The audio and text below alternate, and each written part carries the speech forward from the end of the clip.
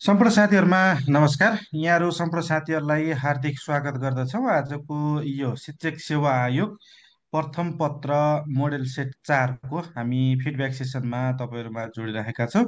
यहाँहरू सम्पूर्ण साथीहरू हामीलाई जति पनि साथीहरूले फेसबुक पेजबाट हेर्नु भएको छ, यहाँहरू सबैजना साथीहरूलाई चाहिँ हार्दिक स्वागत गर्दछौँ। साथीहरू, अब हामी ढिलो नगरिकन आजको सेसनलाई चाहिँ अगाडि बढाउँछौँ। र सेसन अगाडि बढाउनुभन्दा अगाडि तपाईँहरूलाई चाहिँ एउटा नोटिस मैले राख्न चाहेँ। हामी भोलिबाट चाहिँ तपाईँहरूको बेलुका 5 बजेदेखि नै हामी ठिक 5 बजेदेखि तपाईँहरूलाई चाहिँ यो फिडब्याक सेसन लिएर चाहिँ तपाईँहरूमा चाहिँ जोडिनेछौँ। मैले साथीहरूलाई यति अनुरोध गरेँ। र त्यसपछि तपाईँहरूले अब लाइक सेयरहरू गर्नुपर्छ भन्ने यहाँहरू सबै साथीहरूलाई चाहिँ थाहा भएकै कुरा छ। यहाँहरू सबैजना साथीहरूले जति पनि हामीलाई अहिले फेसबुक पेजबाट हेरिरहनु भएको छ, तपाईँहरू सबैजना साथीहरूले चाहिँ यो लाइभलाई चाहिँ सक्दो सेयर गरेर अन्य साथीहरू माझ पनि ग्रुपहरूमा आफ्नो वालमा जति सक्नुहुन्छ त्यति सेयर गरेर चाहिँ साथ दिनुहुनेछ भन्ने चाहिँ अपेक्षा गरेका छौँ। र अब ढिलो नगरिकन आजको फिडब्याक सेसनलाई पनि अगाडि बढाउँछौँ र यसको लागि आदरणीय गुरु ईश्वरी प्रसाद पाण्डे सर जोडिसक्नु भएको छ। उहाँलाई स्वागत गर्दै यो सेसनलाई चाहिँ अगाडि बढाइदिनु हुन अनुरोध गर्दछु। सर नमस्कार हजुर। नमस्ते सर, नमस्ते। सम्पूर्ण साथीहरूमा नमस्ते। सर, हाम्रो भिडियो आएको छ कि छैन एकचोटि चेक गर्नुहोस् त। भिडियो नआए जस्तो मानेको छु। लाइभमा अलिकति भिडियो आएको छैन कि सर?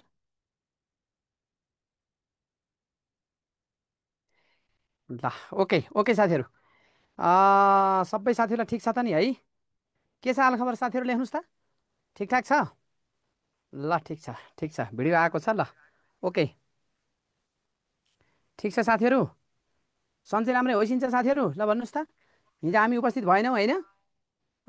ल ल, ठिक छ, ल ठिक छ। अब सबै साथीहरूले अब यो वर्ष जाहिर खानुपर्छ है साथीहरू। यो वर्ष जसरी पनि जाहिर खाने हो। त्यो कारणले गर्दाखेरि अब सेयर पनि गर्ने होइन, लाइक पनि गर्ने, सेयर पनि गर्ने, आफूले पनि पढ्ने, अब हामीलाई पनि हौसला दिने काम चाहिँ साथीहरूले गर्नु पर्यो है।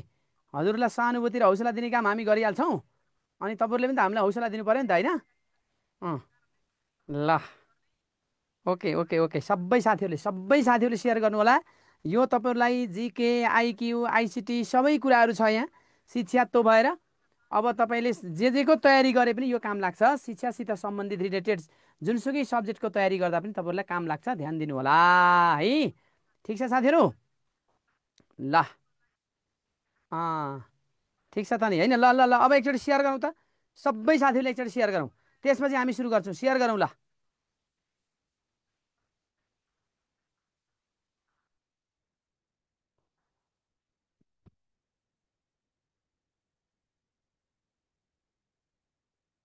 सबै साथीहरू सबैले आफ्नो ठाउँमा सेयर गरौँ। नमस्कार नमस्कार, सम्पूर्ण साथीहरूमा नमस्कार। एकचोटि सेयर गर्नुहोस् त साथीहरू। अलिकति सेयर कम भएको छ। माविको लाइसेन्समा तपाईँको फिडब्याक एकदमै उपयोगी रह्यो सर, धेरै धेरै धन्यवाद भन्नुभएको छ अमृता खनालजीले। ल, हजुरलाई पनि धेरै धेरै धन्यवाद। बिहानको क्लासमा साह्रै राम्रो भन्नुभएको छ करिश्माजीले। ल ल, धन्यवाद हजुरलाई पनि। बिहानको क्लासमा हामी फेस टु फेस हुन सक्दैनौँ होइन करिश्माजी? ल, ठिक छ। अँ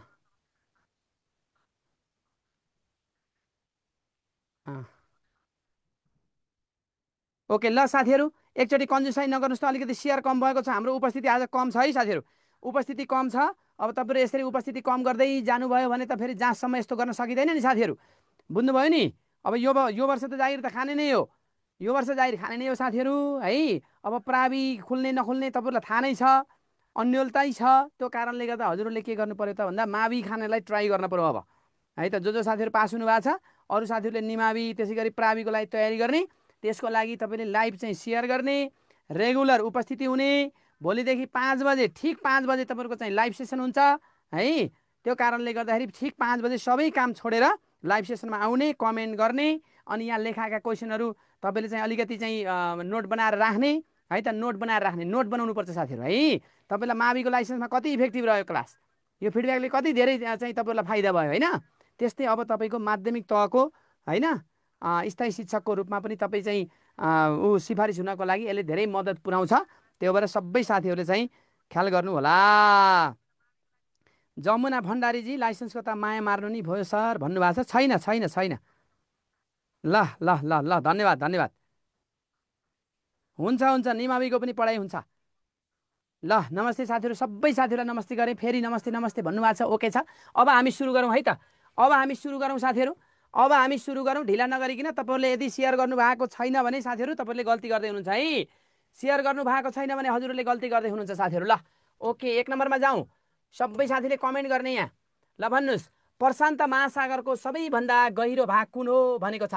ल भन्नुहोस् त, प्रशान्त महासागरको सबैभन्दा गहिरो भाग कुन हो? ल भन्नुहोस्, मारिया ट्रेन्च हो कि, प्लुटोरियाको ट्रेन्च हो कि, जावा ट्रेन्च हो कि, मोलिडिभ ट्रेन्च हो? ल भन्नुहोस् साथीहरू, कमेन्ट गर्नुहोस्। कमेन्ट गरिसियो साथीहरू, सबै साथीले कमेन्ट गर्नुहोस् त।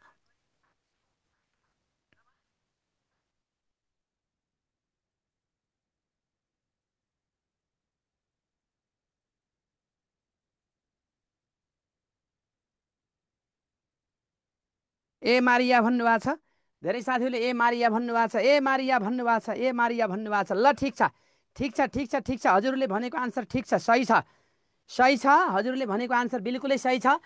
प्रशान्त महासागरको सबैभन्दा गहिरो भाग भनेको मारिया ट्रेन्च नै हो साथीहरू, मारिया ट्रेन्च है त। यो इम्पोर्टेन्ट क्वेसन पनि हो। अब यो पेसिफिक ओसेन, यो प्रशान्त महासागर भनेको पेसिफिक ओसेन हो साथीहरू।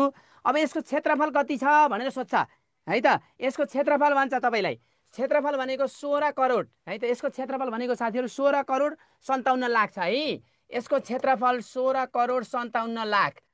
यसको के छ त भन्दा क्षेत्रफल छ है त। 16 करोड 57 लाख यसको क्षेत्रफल छ मारिया ट्रेन्चको। यसको औसत गहिराई कति छ भनेर सोध्छ परीक्षामा। औसत गहिराई भनेको 4300 मिटर।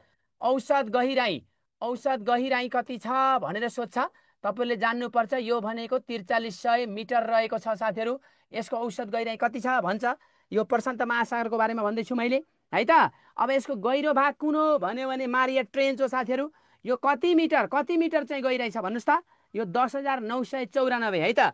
यो 10,994 मिटर हो साथीहरू यो गहिराइ। यो कहाँ पर्छ भन्दा यो फिलिपिन्स नजिकै पर्छ। यो फिलिपिन्स नजिकै पर्छ। हामीहरूले सम्झिँदाखेरि माफी भनेर सम्झिन्छौँ। मारिया ट्रेन्च फिलिपिन्स नजिकै पर्छ, त्यो भएर हामीले माफी भनेर सम्झिन्छौँ साथीहरू। तपाईँले यसरी याद गर्नु होला। र यसको कति छ भन्दा 10,994, 10,994 मिटर छ साथीहरू, ठिक छ। यसको आकार कस्तो छ भन्छ, यसको आकार कस्तो छ भन्छ।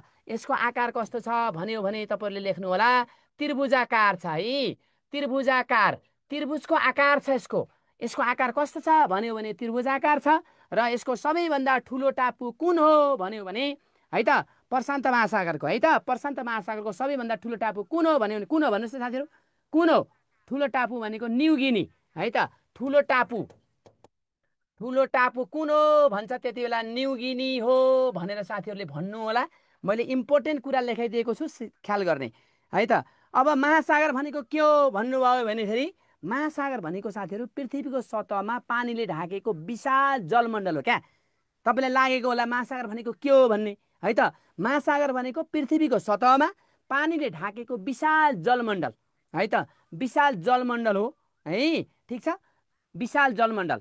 अनि अब यो मोलिडिभ ट्रेन्च भनेको छ, यो के होला भन्नुहोस् त। मोलिडिभ ट्रेन्च भनेको विश्वको ठुलो र गहिरो महासागर। विश्वको ठुलो र गहिरो, यो विश्वको, विश्वको ठुलो र गहिरो, ठुलो र गहिरो कुन हो भन्यो भने साथीहरू फेरि तपाईँहरूले के भन्नु होला, मोलिडिभ ट्रेन्च भनेर भन्नु होला, मोलिडिभ ट्रेन्च भनेर भन्नु होला है, ठिक छ। ल अब यसको यो जुन महासागर सम्बन्धी अध्ययन गर्ने शास्त्रलाई के भनिन्छ भनेर पनि कहीँ कतै सोधेको पाइन्छ है त। त्यसलाई के भनिन्छ ल भन्नुहोस् त, के भनिन्छ? ओसेनोग्राफी भनिन्छ है त। ओसेनोग्राफी भनिन्छ। ओसेनोग्राफी भनिन्छ प्रशान्त अथवा के अरे महासागर सम्बन्धी, महासागर सम्बन्धी अध्ययन गर्ने शास्त्रलाई ओसेनोग्राफी भनिन्छ भनेर साथीहरूले सम्झिने है त। ल ओके छ।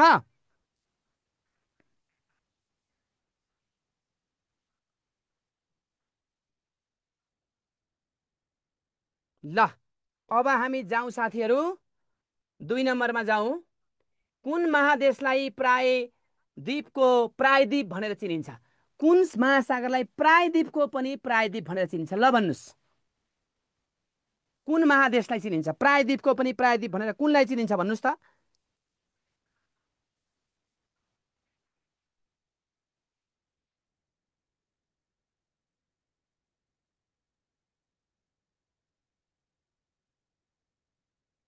ल भन्नुहोस्।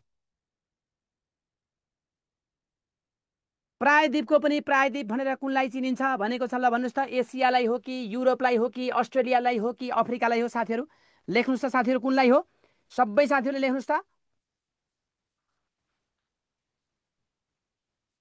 2 नम्बरको लेख्नुहोस् है, 2 नम्बरको। युरोप युरोप युरोप भन्नुभएको छ, 2को बी भन्नुभएको छ। युरोप भन्ने साथीहरू पनि हुनुहुन्छ, बी भन्ने साथीहरू पनि हुनुहुन्छ। ठिक छ, सही आन्सर दिँदै हुनुहुन्छ साथीहरूले। ल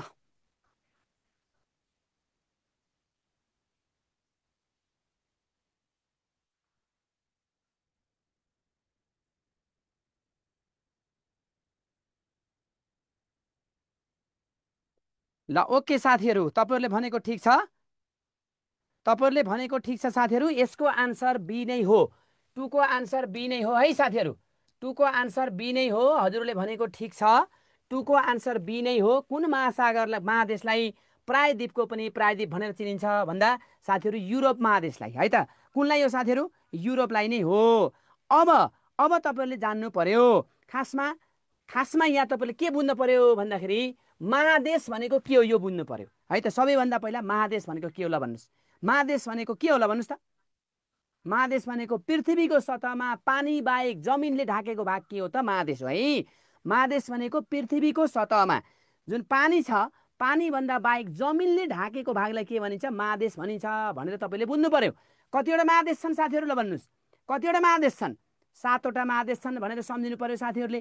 के हुन् त? एसिया महादेश, अफ्रिका महादेश, उत्तर अमेरिका, दक्षिण अमेरिका, अन्टार्क्टिका, युरोप, अस्ट्रेलिया। साथीहरूलाई थाहा छँदैछ यो कुरा, साथीहरूलाई थाहा छँदैछ होइन? ठिक छ ल। तर 7वटा भए पनि मानव बस्ती भएको कतिवटामा होला भन्नुहोस्। कतिवटा महादेशमा मानव बस्ती छ भन्यो भने 6वटा महादेशमा मानव बस्ती रहेको छ। ठिक छ, यसको आन्सर के भयो त? युरोप भयो है। 7वटा छन्, 7वटा छन्, 6वटामा मानव बस्ती छ साथीहरू। 6वटामा मानव बस्ती छ। र विश्वको सबैभन्दा ठुलो अथवा सबैभन्दा बढी जनसङ्ख्या भएको कुनमा होला भन्नुहोस्। विश्वको सबैभन्दा बढी जनसङ्ख्या भएको, होम अफ मेन पनि भन्ने गरिन्छ एसियामा। Home of main, home of main पनि भन्ने गरिन्छ एसिया महादेशलाई साथीहरू। विश्वको सबैभन्दा बढी जनसङ्ख्या भएको महादेश कुन हो भन्यो भने एसिया महादेश है त। एसिया महादेश। ल एसिया महादेश साथीहरूले बुझ्नु पर्यो। ल ओके, 3 नम्बरमा जानुहोस्। 3 नम्बरमा जानुहोस्। सौर्यमण्डलका ग्रहहरूलाई भित्री सौर्यमण्डल र बाहिरी सौर्यमण्डल गरी विभाजन गरिएको छ। तलका मध्ये कुन ग्रह चाहिँ भित्री सौर्यमण्डलमा पर्छ? ल लेख्नुहोस् त साथीहरू कमेन्टमा। ल भन्नुहोस् त साथीहरू। ल सबै साथीहरूले कमेन्टमा लेख्नुहोस् त। कमेन्टमा लेखिसक्यो त साथीहरू?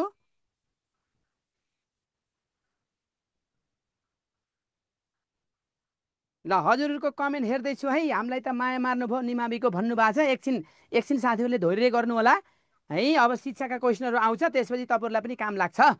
माया मारेको छैन नि साथीहरू। बिहान बिहान तपाईँहरूलाई उठाउन आउँछु नि म त, होइन र? बिहान बिहान उठाउने मैले त हो साथीहरू। कसरी माया मारे भन्नुहोस् त, होइन? ल ल साथीहरू, तपाईँहरूकै माया मानेर बिहान बिहान आइरहेको छु नि म, हो कि होइन भन्नुहोस्।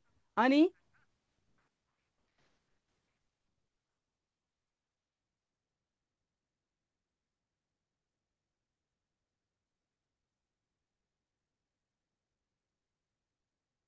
सौर्यमण्डलका ग्रहलाई भित्री मण्डल र सौर्यमण्डल र बाहिरी सौर्यमण्डल गरेर विभाजन गरेको छ। यसमध्ये कुन ग्रह भित्री र मण्डलमा पर्छ भनेको छ?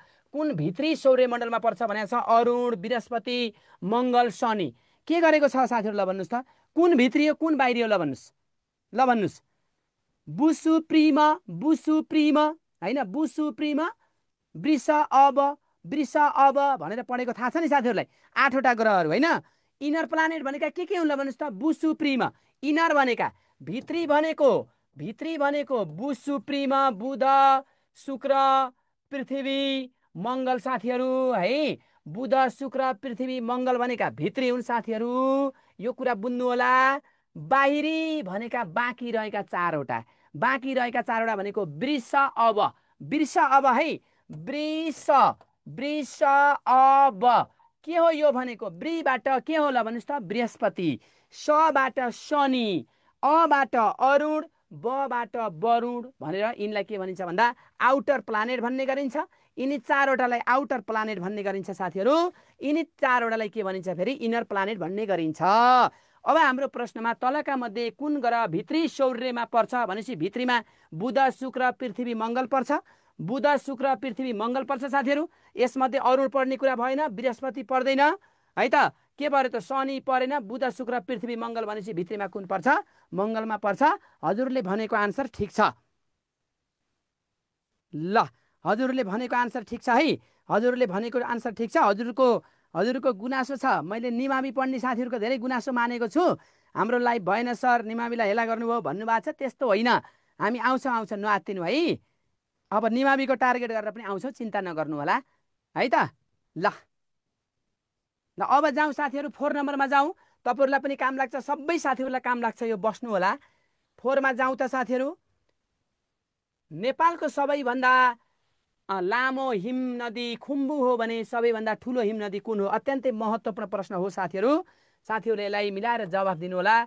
अति महत्त्वपूर्ण प्रश्न है त। ल ल भन्नुहोस्, जवाफ दिनुहोस् त साथीहरू। नेपालको सबैभन्दा लामो हिम नदी खुम्बु हो। सबैभन्दा लामो हिम नदी खुम्बु हो आन्सरले जो दिएको छ यहाँ। भने ठुलो हिम नदी कुन हो भन्छ। यो सोधिरहने प्रश्न हो। त्यो भएर हजुरले यसको आन्सर लेख्नुहोस्। ल लेख्नुहोस् यसको आन्सर साथीहरू। यसको आन्सर लेखिसियो त के हो? यसको आन्सर लेखिसियो त साथीहरू के हो? क ख ग घ भनेर लेख्नुहोस् त साथीहरू, के हो यसको आन्सर? लेख्दाखेरि 4 नम्बरको क ख भनेर त्यसरी लेख्नु है।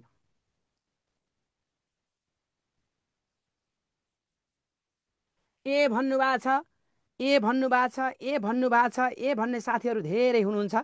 ओके छ, तपाईँहरूले ए भन्दै हुनुहुन्छ। ल सबै साथीहरूले हस् हस् हस् गीता कुमारी म्याडम, भइहाल्छ भइहाल्छ। अब निमाविको पनि गर्छौँ, चिन्ता नगर्नुहोस् है त। कहाँ माया मार्न सकिन्छ निमाविका साथीहरूलाई। ल भन्नुहोस् त साथीहरू, सबैभन्दा लामो हिम नदी खुम्बु हो भने सबैभन्दा ठुलो हिम नदी कुन हो भन्छ। अब तपाईँले के सम्झिनु पर्यो भन्दा साथीहरू, खुला ठुला भनेर सम्झिनु पर्यो है त। के सम्झिनु पर्यो तपाईँहरूले? खुला खुला ठुला, यो याद गर्न पर्यो है। खुला ठुला भनेर सम्झिनु पर्यो। कुरा बुझ्नुभयो? खुला ठुला भनेर याद गर्न पर्यो। ठिक छ। खुला ठुला भनेपछि यहाँ हेर्नुहोस् त, लामो लामो खुम्बु रहेछ। खुला भनेपछि खुसी त ला भनेको के रहेछ? लामो के रहेछ? खुम्बु रहेछ साथीहरू। यो त आन्सर भइहाल्यो है त। अब ठुलो के रहेछ भन्दाखेरि लाबाट के आउँछ? यो भएन भएन भएन, लाङटाङ रहेछ साथीहरू। के रहेछ भन्नुहोस् त? लाङटाङ रहेछ है। सबैभन्दा लामो खुम्बु हो भने खुला भनेर सम्झिने। खुम्बु लामो हो, खुला होइन। ठुलो ठुलो चाहिँ के हो त? लाङटाङ हो। त्यो भएर खुल्ला ठुला भनेर याद गर्ने। खुल्ला ठुला भनेर याद गर्नु होला साथीहरू। खुल्ला ठुला भनेपछि खुम्बु लामो, खुम्बु के भयो त? ल भन्नुहोस् त। लामो भयो भने ठुलो, ठुला भनेपछि ठुलो के भयो त? लाङटाङ भयो, लाङटाङ भयो। अब ल भन्नुहोस्, यो लाङटाङ कुन जिल्लामा पर्छ? कुन जिल्लामा पर्छ लाङटाङ? ल भन्नुहोस् त। ल भन्नुहोस्, लाङटाङ हिम नदी कुन कुन जिल्लामा पर्छ? ल भन्नुहोस्।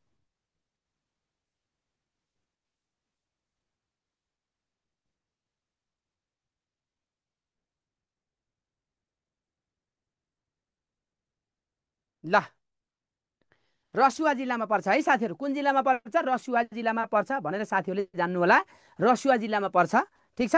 ल यो कहाँ छ भन्यो भने यो महालङ्गुर है त। खुम्बु महालङ्गुरको हिमालको काखमा है त। यो खुम्बु कहाँ पर्छ भन्यो भने महालङ्गुर हिमालको काखमा पर्छ। सगरमाथा र लोस्से हिमालको बिचमा पर्ने उचाइमा छ भने विश्वको अग्लो स्थानबाट बग्ने हिम नदी पनि खुम्बु नै हो है।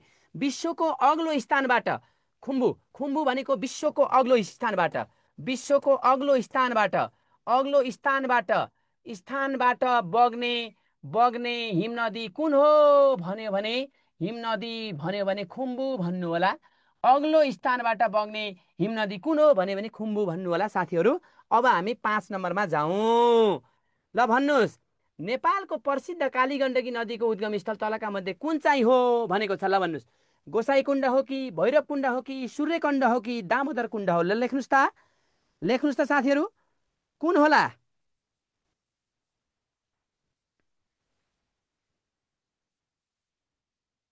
ल सबै साथीहरूले सबै साथीहरूले लेख्नु होला है।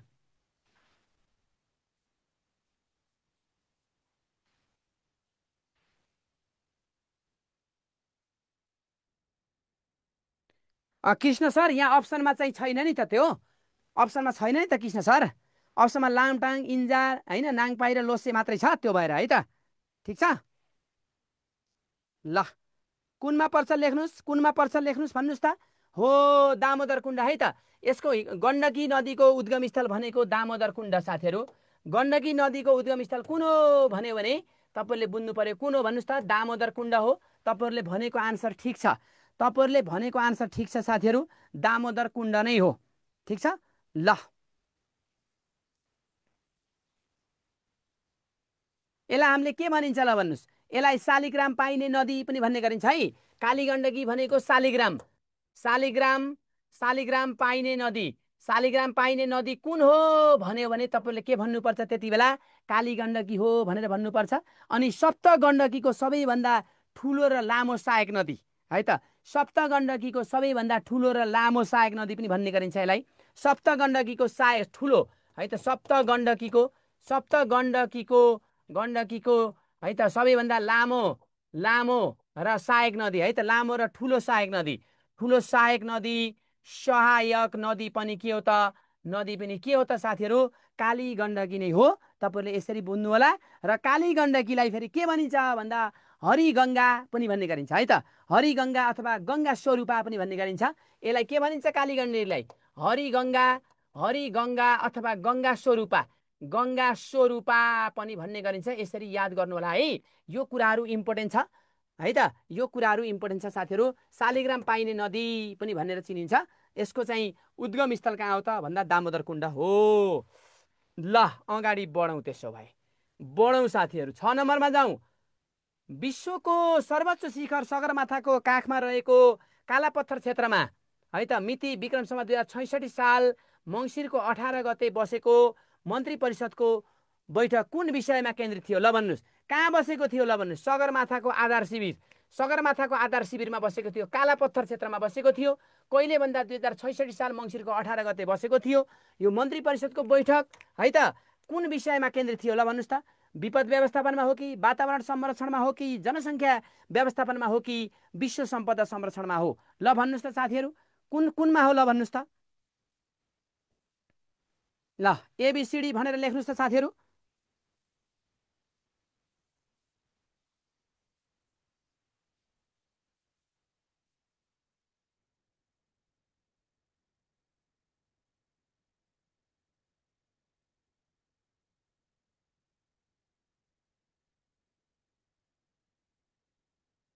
लाग्छ लाग्छ, निमाविलाई काम लाग्छ। अब एकछिनपछि हामी निमावितिर छिर्दैछौँ है। शिक्षाको सबै काम लाग्छ, आइसिटीको काम लाग्छ, आइक्यूको काम लाग्छ।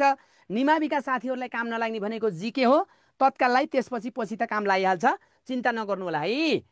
ल भन्नुहोस् त साथीहरू, विश्वको सर्वोच्च शिखरको काखमा रहेको कालापत्थर क्षेत्रमा बसेको, कहिले बसेको थियो भन्छ, वातावरण संरक्षण सम्बन्धी बैठक कहिले बसेको थियो भन्छ, 2066 साल मङ्सिर 19 गते भन्नु होला। यो डेट इम्पोर्टेन्ट छ, इम्पोर्टेन्ट छ साथीहरू, यो डेट सम्झिनु होला है। 66 साल मङ्सिरको 18 गते बसेको थियो साथीहरू। यो मन्त्री परिषदको बैठक बसेको थियो है त, कालापत्थरमा बसेको थियो। अब सगरमाथाको आधार शिविरमा हो, सगरमाथाको आधार शिविर कालापत्थरमा बसेको हो साथीहरू। यो केसँग सम्बन्धित थियो भन्दा वातावरण संरक्षणसँग सम्बन्धित थियो। तपाईँहरूले भनेको आन्सर ठिक छ। अब अगाडि बढौँ, अब अगाडि बढौँ साथीहरू। लेख्नु 7 नम्बरमा के भनेको छ, पूर्वीय दर्शन अनुसारको आयुर्वेद उपचार पद्धतिको प्रणेता को हुन् ल भन्नुहोस् त। यो त मिलाउनुहुन्छ साथीहरूले, को हुन् साथीहरू ल भन्नुहोस्। आयुर्वेदका प्रणेता को हुन् ल भन्नुहोस् त। अश्विनी कुमार हुन् कि, चौहान कृषि हुन् कि, दधिची कृषि हुन् कि धवन्तरी हुन् ल भन्नुहोस्। धन्वन्तरी साथीहरू। ल ठिक छ, तपाईँले भनेको कुरा ठिक छ। अब 8 नम्बरमा जाउँ, इम्पोर्टेन्ट छ है। अब हेर्नुहोस्, 7औं कृषि गणना निम्नमध्ये कुन मितिमा भएको थियो भन्यो ल भन्नुहोस्, लेख्नुहोस् त। 7औं कृषि गणना कुन मितिमा भएको थियो। 7औं कृषि गणना 2079 साल वैशाख 6 गतेदेखि जेठ 19 सम्म हो कि। अब 79 त 79 नै हो, सबै ठिकै छ। 79 मा त 79 नै हो साथीहरू, 79 नै हो, ठिक छ। तर वैशाखको 6 देखि, वैशाखको 6 देखि 19, वैशाखको 19 देखि जेठको 6, वैशाखदेखि जेठ, वैशाखदेखि जेठ 19। ल भन्नुहोस् त साथीहरू, कहिलेदेखि कहिलेसम्म हो इम्पोर्टेन्ट छ 8 नम्बरको लेख्नु। 8को आन्सर लेखिसियो पहिला।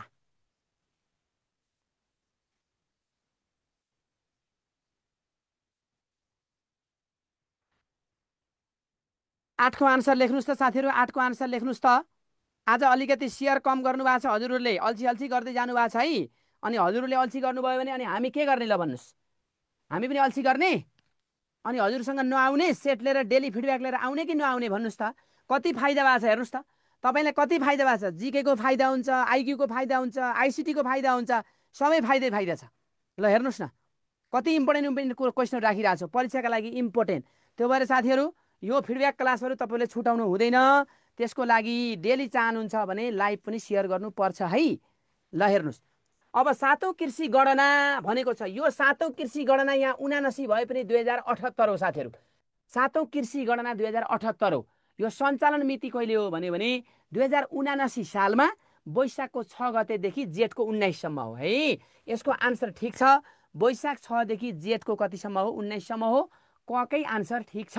तपाईँहरूले भनेको आन्सर नै ठिक छ। कको आन्सर ठिक छ। अब यसको बारेमा केही कुराहरू हामीले बुझौँ। यसको नतिजा सार्वजनिक कहिले भयो भन्छ। यसको नतिजा सार्वजनिक मैले यहाँ लेखिदिएँ। नतिजा लेख्नुहोस् त। नतिजा सार्वजनिक ल भन्नुहोस्। नतिजा सार्वजनिक कहिले गरिएको थियो ल भन्नुहोस्। यो कृषि गणनाको नतिजा सार्वजनिक कहिले गरिएको थियो लेख्नुहोस् त। कहिले गरिएको थियो? कृषि गणनाको नतिजा सार्वजनिक कहिले गरेको थियो लेख्नुहोस् त। 2080 सालमा। 2080 सालमा। 2080 सालमा साथीहरू है। नतिजा सार्वजनिक 2080 सालमा हो। कुन महिना? भदौको महिना। कुन महिना भन्नुहोस् त? भदौको महिना 21 गते। 2080 साल भदौको 21 गते कुन महिना अरे? 2080 साल भदौको 21 गते साथीहरू यसको के भएको थियो? नतिजा सार्वजनिक भएको थियो। 7औं कृषि गणना 2078 को नारा के थियो भनेर सोध्छ। नारा के थियो होला ल भन्नुहोस् त। के थियो? नारा भनेको कृषि गणनाको सार हैन, कृषि योजनाको पूर्वाधार भनेको थियो है। कृषि गणनाको सार, कृषि योजनाको पूर्वाधार। कृषि गणनाको सार, कृषि गणनाको सार र कृषि योजनाको पूर्वाधार भनेको थियो। कृषि योजनाको पूर्वाधार। पूर्वाधार भनेको थियो साथीहरू। तपाईँले यसरी बुझ्नु होला। यसरी बुझ्नु होला साथीहरू। नतिजा सार्वजनिक 80 साल भदौ 21 गते भयो। यसको कृषि योजना गणनाको सार हैन, कृषि योजनाको पूर्वाधार भन्ने थियो भने जम्मा कृषक परिवार कति थिए भन्छ। जम्मा कृषक परिवार ल भन्नुहोस्। जम्मा कृषक परिवार कति होला ल भन्नुहोस् त साथीहरू। जम्मा कृषक परिवार, जम्मा परिवार है, जम्मा परिवार कृषक, कृषक परिवार कति थिए? कृषकका परिवार भनेको छ यहाँ है त। ल भन्नुहोस् 41,30,789 कति? 41,30,789 जम्मा कृषकका परिवार थिए भने जम्मा जनसङ्ख्या कृषिमा आबद्ध जनसङ्ख्या कति थियो भनेर सोध्यो भने 94,48,000। ठिक छ। कृषिमा आबद्ध जनसङ्ख्या कृषकको परिवार हो यो। कृषिमा आबद्ध जनसङ्ख्या भन्यो भने 94,48,000। 48,000 भनेर हजुरले सम्झिनु होला। 94,48,000 भनेर सम्झिनु होला। र कृषक बढी भएको प्रदेश सोध्यो भने कोशी प्रदेश। कृषक बढी भएको प्रदेश, कृषक बढी भएको प्रदेश है। कृषकहरू बढी भएको प्रदेश कुन हो भन्यो भने तपाईँलाई सोध्छ। त्यति बेला कोशी प्रदेश हो भनेर 1 नम्बर प्रदेश भन्नु होला भने कृषक बढी भएको प्रदेश जिल्ला कुन हो भनेर सोध्यो भने त्यति बेला झापा जिल्ला हो भनेर भन्ने है। झापा जिल्ला हो भनेर भन्नु होला। कृषक बढी भएको प्रदेश भनेको चाहिँ कोशी प्रदेश र जिल्ला कुन हो भन्यो भने साथीहरू झापा जिल्ला हो भन्नु होला। र मुख्य कृषकमा पुरुष कति थिए भन्छ। मुख्य कृषकमा पुरुष ल भन्नुहोस्। पुरुष कति थिए ल भन्नुहोस् त। 67% थिए साथीहरू। 67% हो पुरुष। कुरा बुझ्नुभयो? 67% है त। 67.6 पुरुष थिए भने महिला कति थिए भनेर सोध्यो भने महिला भनेको साथीहरू 32.4 थिए। महिला भनेको 32.4% थिए। यो तपाईँहरूले ध्यान दिनुपर्छ। यो तपाईँहरूले पढ्नुपर्छ, मेहनत गर्नु होला है। यो चाहिँ हजुरले ध्यान दिनुपर्छ साथीहरू। ओके ल अगाडि बढौँ साथीहरू है त। अगाडि बढौँ साथीहरू। अब अगाडि बढौँ है त। अब हेरौँ त क्वेसन नम्बर 11मा 10मा जाउँ ल। के अरे क्वेसन नम्बर 9मा ल भन्नुहोस्। क्वेसन नम्बर 9मा हेर्नुहोस्। 2081 वैशाख 16 र 17मा काठमाडौँमा आयोजित लगानी सम्मेलन कति हो लेख्नुहोस् त। कमेन्ट लेख्नुहोस् त साथीहरू। कति हो ल भन्नुहोस्, कति हो कमेन्ट गर्नुहोस् साथीहरू, कति हो ल भन्नुहोस्। 2081 साल वैशाख 16 र 17 काठमाडौँमा आयोजित लगानी सम्मेलन कति हो भनेको छ, ल लेख्नुहोस्, कति हो साथीहरू।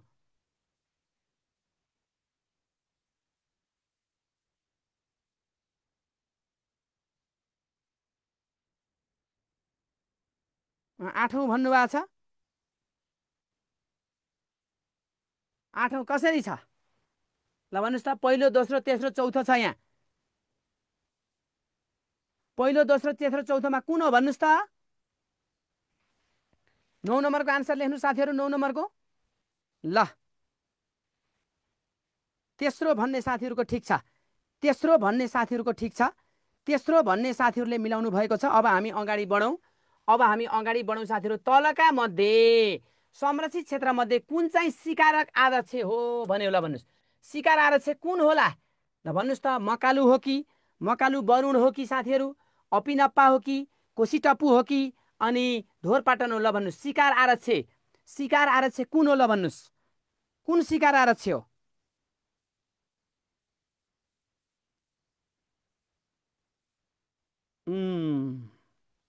10 नम्बरको सिकार आरक्ष, एउटा मात्रै सिकार आरक्ष छ साथीहरू, एउटा मात्रै सिकार आरक्ष छ। ल एउटा सिकार आरक्ष छ है त। तलको दिएको संरक्षित क्षेत्रहरूको कुन चाहिँ सिकार आरक्ष हो भनेको छ। मकालु बरुण, अपिनप्पा, कोसीटप्पू र ढोरपाटन मध्ये कुन चाहिँ सिकार आरक्ष हो भनेको सिकार आरक्ष एउटा मात्रै छ, त्यो भनेको ढोरपाटन सिकार आरक्ष है त। सिकार आरक्ष कतिवटा छन् भन्यो भने एउटा मात्रै, ढोरपाटन सिकार आरक्ष हो। यसको स्थापना कहिले भयो भन्छ। स्थापना ढोरपाटन सिकार आरक्षको स्थापना 2044 सालमा भयो। 2044 सालमा भएको साथीहरू, विक्रमसम्म 2044 सालमा ढोरपाटन सिकार आरक्षको स्थापना भएको हो। यसको क्षेत्रफल कति हो भन्छ। क्षेत्रफल भन्यो भने 1325 है त, 1325 वर्ग किलोमिटर, वर्ग किलोमिटर साथीहरू है त। यसको क्षेत्रफल कति हो भन्यो भने 1325 वर्ग किलोमिटर छ भनेर सम्झिने। यो कतिवटा जिल्लामा फैलिएको छ भन्दा 3टा जिल्लामा, बाम्यारु है त, 3वटा जिल्लामा फैलिएको छ, 3वटा जिल्लामा फैलिएको छ साथीहरू, 3वटा जिल्लामा फैलिएको छ, फैलिएको छ। त्यो भनेको बाम्यारु भनेर सम्झिने, बाम्यारु, बाम्यारु भनेर सम्झिने साथीहरू। बाम्यारु भनेको के हो त, बागलुङ, म्याग्दी र रुकुमपुर भयो है। बागलुङ, बागलुङ, म्याग्दी, म्याग्दी र म्याग्दी र रुकुमपूर्व, रुकुमपूर्व गरेर 3वटा जिल्लामा फैलिएको छ। यो बाम्यारुमा फैलिएको छ। यसको जम्मा क्षेत्रफल भनेको 1325 छ भने स्थापना कति हो त 2044 हो। यो एउटा मात्रै हो साथीहरू, यो एउटा मात्रै ढोरपाटन सिकार आरक्ष के हो त भन्दा अहिलेको सिकार आरक्ष एउटा मात्रै हो है त, ढोरपाटन सिकार आरक्ष हो साथीहरूले यसलाई बुझ्ने। ल 11मा जानुहोस्, 11मा जानुहोस् साथीहरू। हालसम्म विश्व सम्पदा सूचीमा सूचीकृत नभएको नेपालको सम्पदा तलका मध्ये कुन हो भन्यो। भक्तपुर दरबार क्षेत्र हो कि, गोर्खा दरबार क्षेत्र हो कि, लुम्बिनी क्षेत्र हो कि, हनुमान दरबार क्षेत्र हो। ल लेख्नुहोस्, कमेन्ट गर्नुहोस्, कमेन्ट गर्नुहोस् सबै साथीहरूले। यो पनि इम्पोर्टेन्ट हो साथीहरू, कमेन्ट गर्नु होला, कमेन्ट गर्नु होला है। ल भन्नुहोस् त, हालसम्म विश्व सम्पदा सूचीमा सूचीकृत नभएको नेपालको सम्पदा कुन हो। भक्तपुर, गोर्खा, लुम्बिनी, हनुमान ढोका। ल लेख्नुहोस्, विश्व सम्पदा सूचीमा सूचीकृत नभएको कुन हो।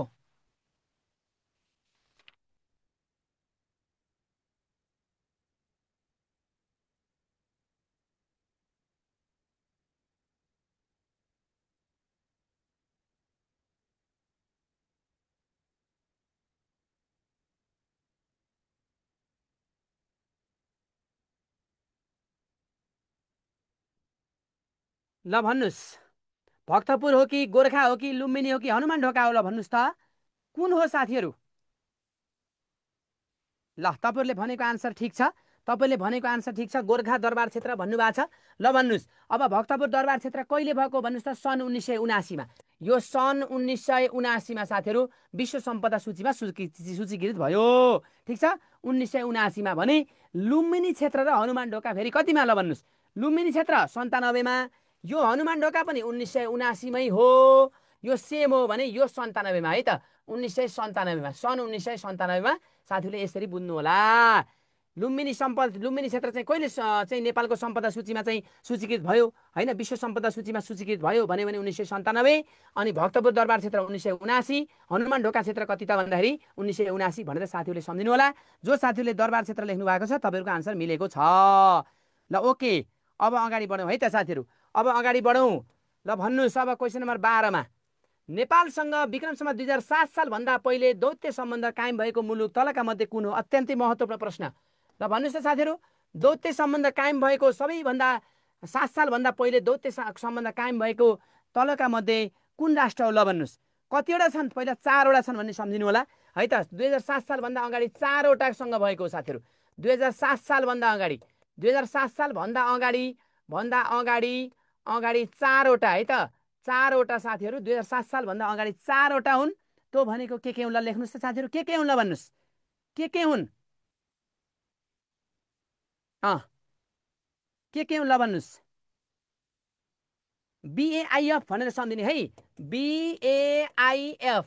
बीबाट बेलायत, बेलायत, बीबाट बेलायत साथीहरू है त, एबाट अमेरिका, आईबाट इन्डिया, एफबाट फ्रान्स हो। यो 4वटा नेपालसँग 2007 सालभन्दा अगाडि द्वैत सम्बन्ध कायम भएका मुलुकहरू हुन्।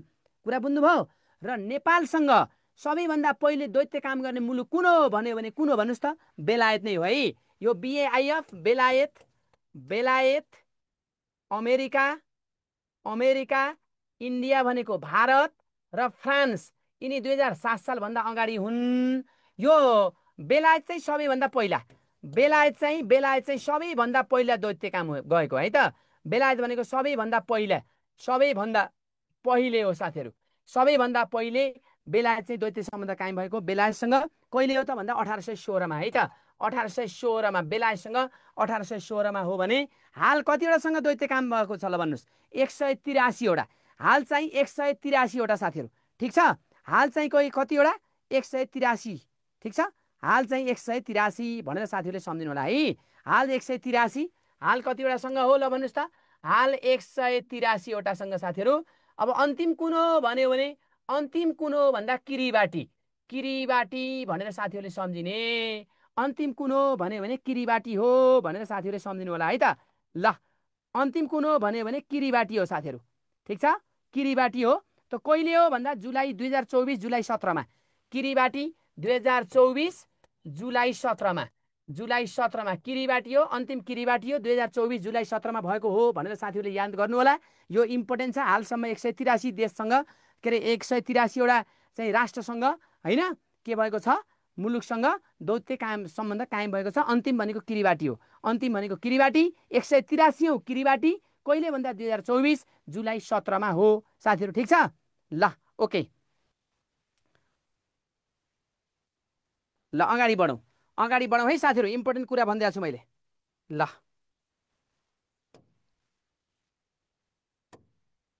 ओके, संयुक्त राष्ट्र सङ्घको विशिष्टीकृत संस्था होइन भनेको छ।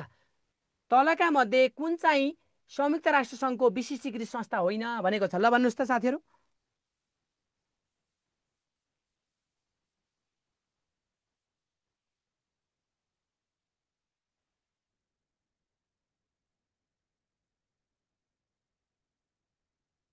खाद्य तथा कृषि, अन्तर्राष्ट्रिय श्रम सङ्गठन, अन्तर्राष्ट्रिय अदालत र विश्व स्वास्थ्य सङ्गठन भन्नुहोस्, कुन चाहिँ संयुक्त राष्ट्र सङ्घको विशिष्टीकृत संस्था होइन?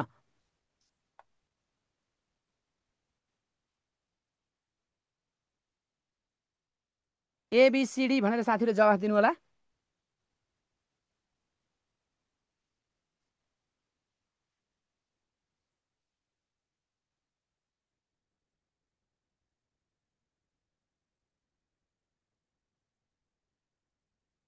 ल CCCC भन्नुभएको छ। ल साथीहरूले भनेको ठिक छ, अन्तर्राष्ट्रिय अदालत साथीहरू। ल भन्नुहोस् त संयुक्त राष्ट्र सङ्घको स्थापना कहिले भएको हो? ल भन्नुहोस् संयुक्त राष्ट्र सङ्घको स्थापना कहिले भएको हो? ल भन्नुहोस् त साथीहरू।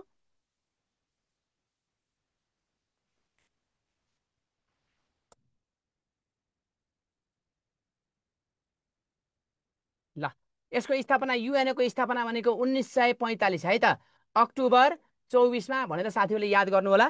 1945 अक्टोबर 24मा है त, ठिक छ। 1945 अक्टोबर 24मा। यसका संस्थापक राष्ट्र कति थिए भन्यो भने साथीहरू, संस्थापक राष्ट्रहरू ल भन्नुहोस्। अन्तिम अन्तिम कुन हो अन्तिम? अन्तिम भनेको पोल्यान्ड हो है। हाल यसका सदस्य कति छन् भन्यो भने कतिवटा छन् ल भन्नुहोस्। हाल सदस्य कति छन्? 193 है। अन्तिम भनेको दक्षिण सुडान हो भनेर साथीहरूले सम्झिने। ल ओके छ। 2023 मा प्रकाशित वर्ल्ड ह्याप्पिनेस रिपोर्ट अनुसार सबैभन्दा खुसी मुलुकको सूचीमा फिनल्यान्ड प्रथम स्थानमा रहेको छ भने नेपाल कति स्थानमा रहेको छ भनेको छ साथीहरू।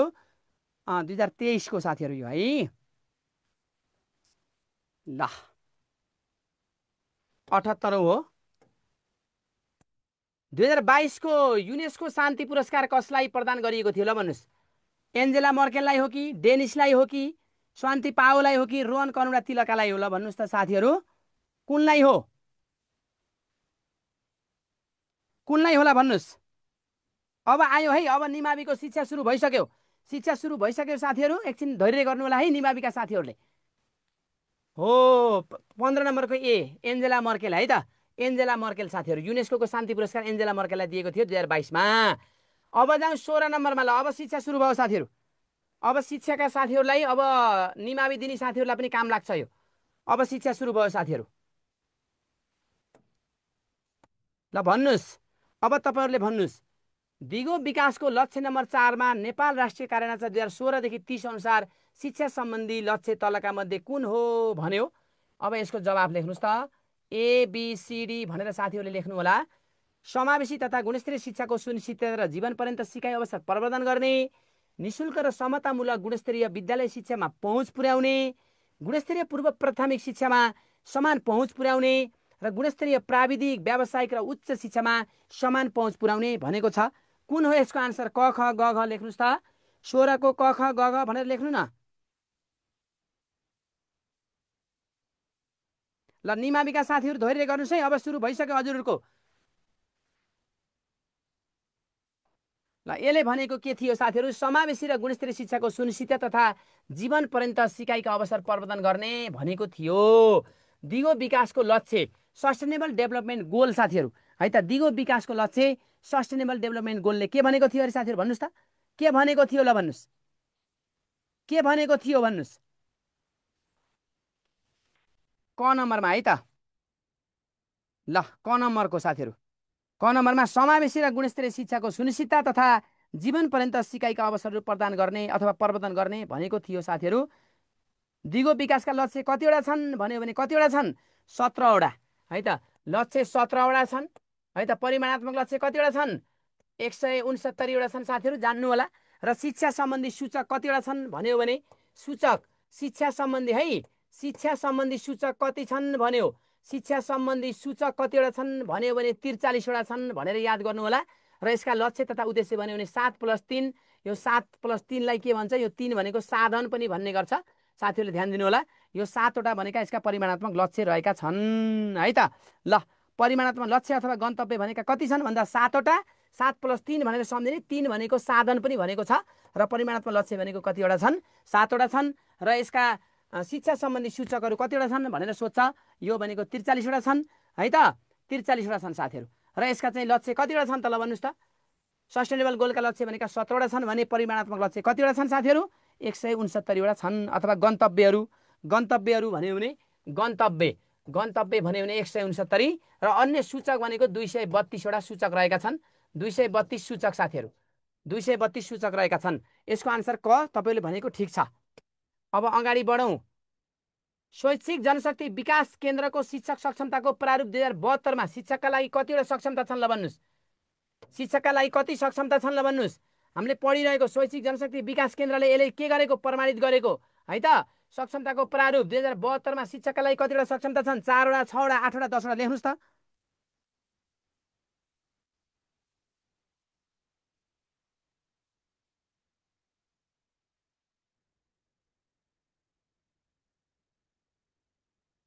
ल भन्नु साथीहरू। शैक्षिक जनशक्ति विकास केन्द्रको शिक्षक सक्षमताको प्रारूप 2072 मा शिक्षकका लागि कतिवटा सक्षमताको व्यवस्था गरिएको छ भनेको छ? 4वटा, 6वटा, 8वटा, 10वटा। ल भन्नुहोस् कतिवटा हो ल लेख्नुहोस्। यो त पक्कै मिल्छ नि साथीहरू। 8वटा होइन। 8वटा साथीहरू के हुन् ल भन्नुहोस् त? बिसी बासी शनि कासु होइन, बिसी बासी शनि कासु भनेर त साथीलाई मैले सिकाएको छु नि है। शनि कासु भनेर साथीले सम्झिनु भएको छ। 8वटा छन् साथीहरू। शिक्षक सक्षमता प्रारूप 2072 होइन, कहिले पारित भयो भन्यो भने कहिले हो ल भन्नुहोस्? 2072 साल चैतको महिना 3 गते है त। यो पारित शिक्षक सक्षमता प्रारूप 2072 पारित कहिले भयो भने 2072 साल चैतको महिना 3 गते है त। बिसी बासु बिसी बासी शनि कासु बिसी बासी शनि कासु भनेर तपाईँहरूले सम्झिने है। ल ओके, क्वेसन नम्बर 18मा जाउँ। सिकाइ भन्नाले केलाई जनाउँछ? भाषिक परिवर्तन हो कि, व्यवहारमा परिवर्तन हो कि, शारीरिक परिवर्तन हो कि, ज्ञान र बोलीमा परिवर्तन हो? लेख्नुहोस् त। केलाई जनाउँछ साथीहरू? ल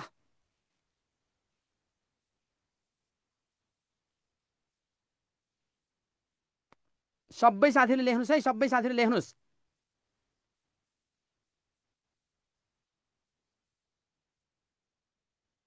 ल निमाविका साथीहरूलाई पनि मिल्छ यो।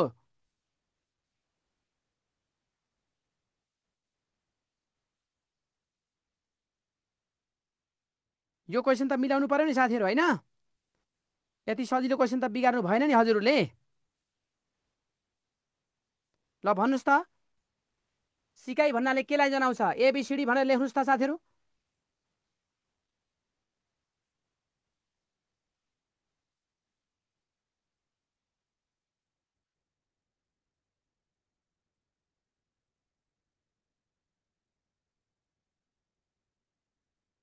भाषिक परिवर्तन, व्यवहारमा परिवर्तन, शारीरिक परिवर्तन, ज्ञान र बोलीमा परिवर्तन। ल भन्नुहोस्। हो, पक्कै पनि व्यवहारमा परिवर्तन हो है साथीहरू। व्यवहारमा परिवर्तन हो। क भनेका साथीहरूको बिग्रिएको छ, ग भनेका साथीहरूको बिग्रिएको छ, जसले ख भन्नुभएको छ तपाईँको मिलेको छ। यो भनेको व्यवहारमा परिवर्तन हो। सिकाइ भनेको साथीहरू व्यवहारमा आउने परिवर्तन नै हो। सिकाइ भनेको के हो त भन्दा व्यवहारमा आउने परिवर्तन नै हो है त। व्यवहारमा आउने परिवर्तन हो। ठिक छ, ओके। 19मा जानुहोस्। बाह्य व्यक्तिको सम्पर्कबाट कुनै पनि कार्यप्रति जागृत हुने प्रेरक तलका मध्ये कुन हो भन्यो? बाह्य व्यक्तिद्वारा हुने, बाह्य व्यक्तिद्वारा हुने साथीहरू है। बाह्य व्यक्तिको सम्पर्कबाट कुनै पनि काममा के हुने हो त? जागृत हुने है त। के होला ल लेख्नुहोस् त। सामाजिक हो कि, व्यक्तिगत हो कि, जन्मजात हो कि, आर्जित हो? ल मलाई भन्नुहोस्, कुन होला साथीहरू? 19 नम्बरको लेख्नुहोस् त। ल हजुरहरूले लेखेको ठिक छ। ए भन्ने साथीहरूको मिलेको छ आन्सर। ल ठिक छ, सामाजिक प्रेरक है त। अब जाउँ 20 नम्बरमा। हेर्नुहोस्, व्यवहारवादी सिकाइ सिद्धान्त अनुसार तल दिएका सिकाइका चरणहरूको क्रममध्ये कुन क्रम सही छ भन्यो? व्यवहारवादी अनुसार। ल भन्नुहोस् त। उद्दीपक, प्रतिक्रिया र पुनर्बल, प्रतिक्रिया उद्दीपक र पुनर्बल, अनि पुनर्बल उद्दीपक र प्रतिक्रिया, अनि उद्दीपक पुनर्बल र प्रतिक्रिया। ल भन्नुहोस् त, एबिसिडीमा कुन ठिक छ साथीहरू? कुन ठिक छ साथीहरू भन्नुहोस्, कुन ठिक छ होला?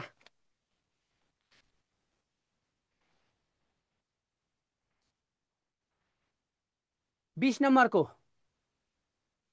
उद्दीपक भनेको उत्तेजना है त। हो, यही ठिक छ। उद्दीपक, प्रतिक्रिया, त्यसपछि पुनर्बल है। व्यवहारवादी सिकाइ सिद्धान्त अनुसार उद्दीपक, प्रतिक्रिया र पुनर्बल। जो साथीहरूले ए भन्नुभएको छ ठिक छ। 21मा जानुहोस्। दिएका मध्ये उत्तर बाल्य अवस्थाको विशेषता कुन चाहिँ हो भनेको छ? ल भन्नुहोस्। उत्तर बाल्य अवस्थामा के गर्छ? नक्कल गर्ने हो कि, दिवा सपना देख्ने हो कि, बाल समूह निर्माण गर्ने हो कि, परिचयको खोजी गर्ने हो? ल लेख्नुहोस्, कुन चाहिँ सही हो? कुन चाहिँ सही हो साथीहरू? ल भन्नुहोस् त। एबिसिडी भनेर भन्नु होला, एबिसिडी भनेर भन्नु होला साथीहरू। 21 को एबिसिडी भनेर भन्नु होला।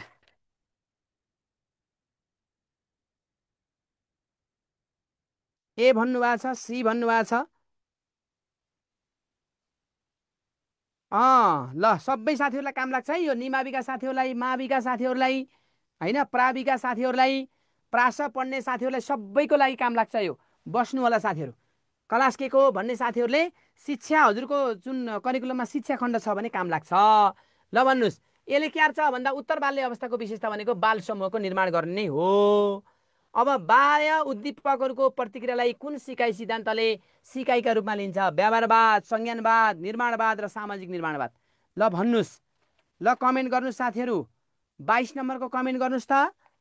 बाह्य उद्दीपकको प्रतिक्रियालाई, बाह्य उद्दीपकको प्रतिक्रिया भनेको व्यवहारवाद नै हो। ए नम्बर। अब 23मा जानुहोस्।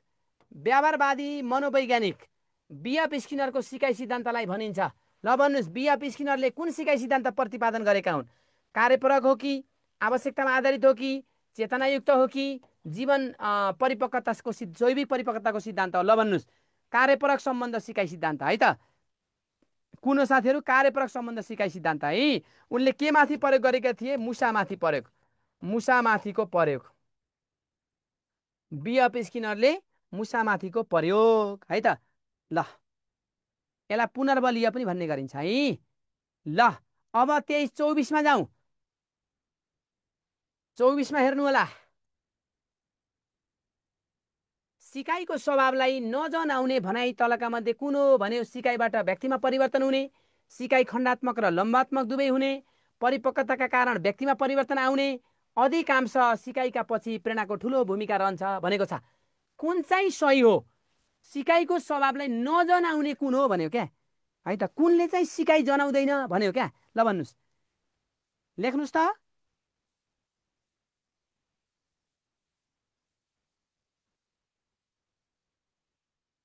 ए भन्नुभएको छ साथीहरूले।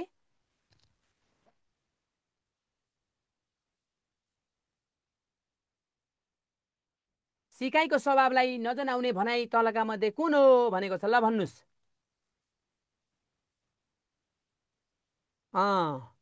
24को सी भन्दै हुनुहुन्छ, बी भन्दै हुनुहुन्छ साथीहरू। यहाँ हेर्नुहोस् त, सिकाइबाट व्यक्तिमा परिवर्तन हुन्छ। हुन्छ त, सिकाइबाट त व्यक्तिमा परिवर्तन हुन्छ नि त साथीहरू। व्यक्तिमा परिवर्तन हुने, व्यवहारमा परिवर्तन हुने, व्यवहारमा आएको परिवर्तन नै सिकाइ हो भनेको होइन त हामीले? त्यो भएर यसले जनाउँछ सिकाइलाई। सिकाइ खण्डात्मक र लम्बात्मक हुन्छ, दुवै हुन सक्छ नि त। खण्डात्मक हुन्छ, लम्बात्मक हुन्छ होइन। एउटै विषयवस्तुमा जान पनि सक्छ भने तल्लो कक्षादेखि माथिल्लो कक्षासम्म पनि जान सक्छ। परिपक्वताका कारणले व्यक्तिमा परिवर्तन आउँछ अरे, त्यो के सिकाइ हो र भने? सिकाइ हो र त्यो? परिपक्वताका कारणले व्यक्तिमा परिवर्तन आउने भनेको त सिकाइको अपवाद हो। त्यो सिकाइको अपवाद हो। त्यो भएर के हो त? सिकाइको अपवाद भएको कारणले गर्दा यसले सिकाइको स्वभावलाई जनाउँदैन। परिपक्वता कारणले व्यक्तिमा परिवर्तन आउँछ भन्ने कुरा हो। यसको करेक्ट आन्सर यही हो है। कुन सही हो भनेको छ? तलका मध्ये नजनाउने भनाइ कुन हो भनेको छ? सिकाइको स्वभावलाई नजनाउने भनेको, नजनाउने भनेको भएर सी आन्सर भयो है त। नजनाउने भनेको भएर सी आन्सर भयो। यो त ठिक छ, प्रेरणाको आवश्यक पर्छ, ठिक छ। ल, 25मा जानुहोस्। प्रारम्भिक बाल विकास इसिडी उमेरका बालबालिकालाई आफ्नो पालो पर्खन र अरूलाई पनि पालो दिन सिकाइ उपलब्धि कुन सिप अन्तर्गत पर्छ? आफ्नो पालो पर्खिने, अरूलाई पनि पालो दिने। कुन? भाषिक अनुसार, संवेगात्मक अनुसार, बौद्धिक अनुसार, सामाजिक सिप अनुसार, कुन अनुसार पर्छ? ल भन्नुहोस्, कुन अनुसार पर्छ साथीहरू? लेख्नुहोस् त, कुन सिप हो? लेख्नुहोस्।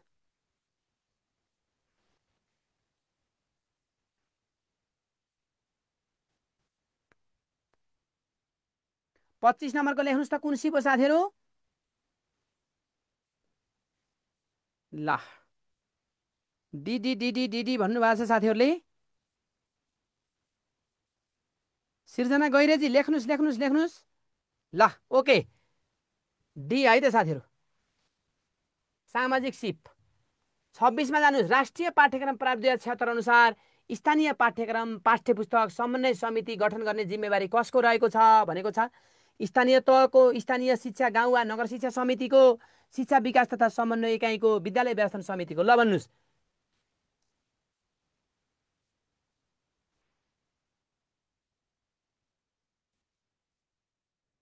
26 नम्बरमा। ल,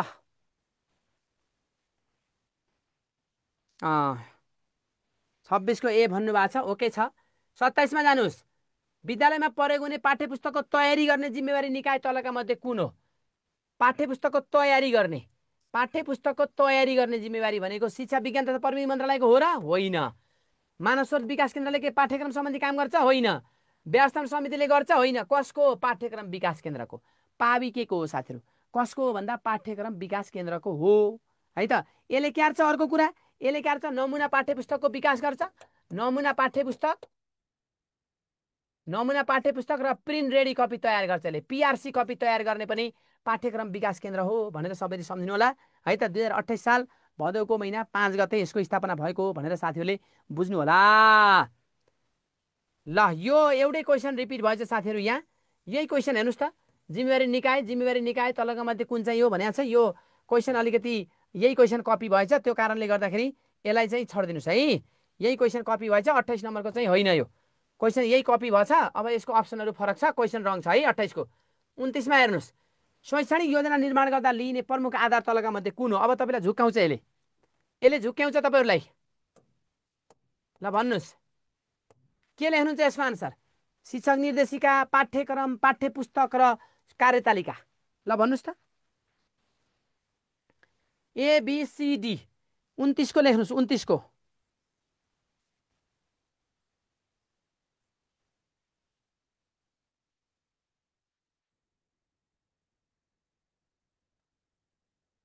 उन्तिसको लेख्नु होला साथीहरू, सबै साथीहरूले।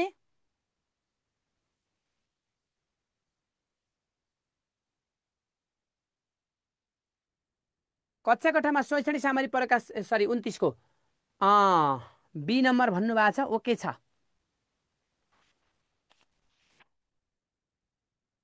हो पाठ्यक्रम हो, ठिक छ, तपाईँले भनेको आन्सर ठिक छ, पाठ्यक्रम नै हो साथीहरू। शैक्षणिक योजना बनाउँदाखेरि निर्माण गर्ने अथवा चाहिँ प्रमुख आधार लिने भनेको पाठ्यक्रम हो। पाठ्यक्रमका आधारमा निर्माण गरिन्छ साथीहरू है त, पाठ्यक्रमका आधारमा निर्माण गर्ने गरिन्छ, प्रमुख भनेको पाठ्यक्रम नै हो। अब जाउँ 30मा। कक्षा कोठामा शैक्षणिक सामग्रीको प्रयोगमा देखा पर्ने समस्या कुन हो? शैक्षणिक सामग्रीहरू प्रयोग गर्दाखेरि देखा पर्ने समस्या कुन हो भनेर सोध्यो। ल भन्नुहोस्, शैक्षणिक सामग्रीको प्रयोगका सन्दर्भमा देखा पर्ने समस्या कुन हो भनेर भन्यो। कुन होला साथीहरू भन्नुहोस् त? शैक्षणिक सामग्रीका है त, शैक्षणिक सामग्रीको प्रयोगका सन्दर्भमा देखा पर्ने समस्या कुन हो भनेर भन्यो। ल भन्नुहोस् कुन हो, कुन हो भन्नुहोस्? अनलाइन र अफलाइन सामग्रीको उपलब्धता नहुनु हो कि शिक्षकमा सामग्री प्रयोग सम्बन्धी अध्ययन र इच्छाधीन कम हुनु हो कि तालिम र कार्यक्रमको अवसर कम हुनु हो कि उपयुक्त शैक्षिक तथा भौतिक वातावरण नहुनु हो? ल लेख्नुहोस् त, ABCD भनेर लेख्नु होला, ABCD भनेर लेख्नु होला। ल लेख्नुहोस्।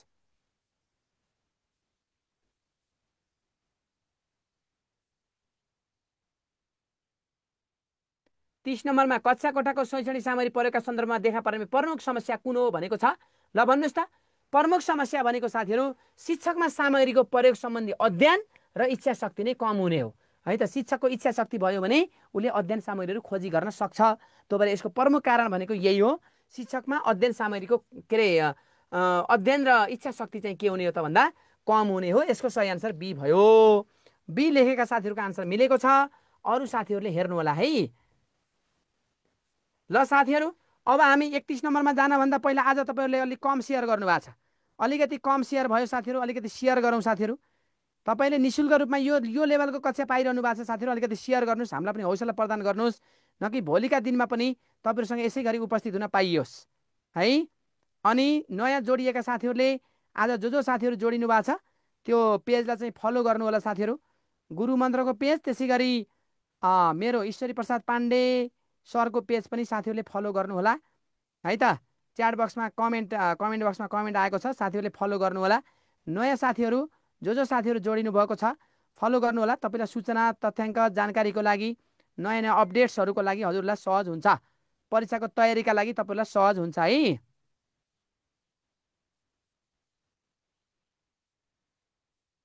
ल सबै साथीहरूले फलो गर्नु होला है त। अब 31मा जाम, प्राथमिक तहको शिक्षण गर्नका लागि बढी प्रभावकारी हुने शिक्षण सिकाइ कुन हो? ल भन्नुहोस्, प्राथमिक तहमा बढी प्रभावकारी कुन हुन्छ? विषय शिक्षण हुन्छ कि कक्षा शिक्षण हुन्छ कि बहुकक्षा हुन्छ कि माथिका कुनै पनि होइन भनेको छ? ल भन्नुहोस्, प्राथमिक तहमा सबैभन्दा राम्रो हुने भनेको ग्रेड टिचिङ हो साथीहरू होइन, थाहा छ त्यो त साथीहरूलाई। बिबी भन्नुभएको छ,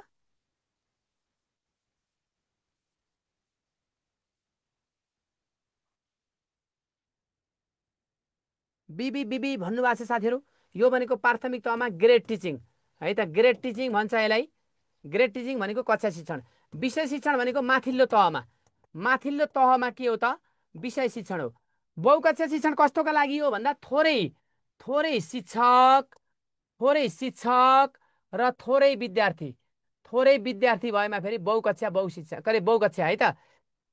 थोरै शिक्षक थोरै विद्यार्थी, शिक्षक पनि थोरै छन् विद्यार्थी पनि थोरै छन् भने के गर्न सकिन्छ? बहुकक्षा शिक्षण युज गर्न सकिन्छ।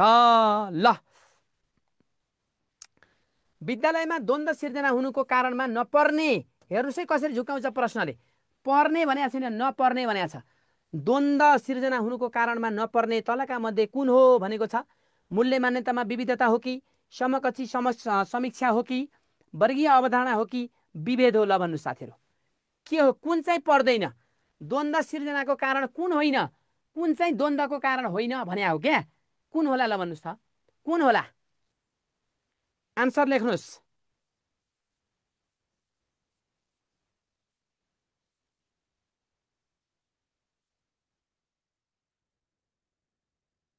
बत्तिसको बी भन्नुभएको छ।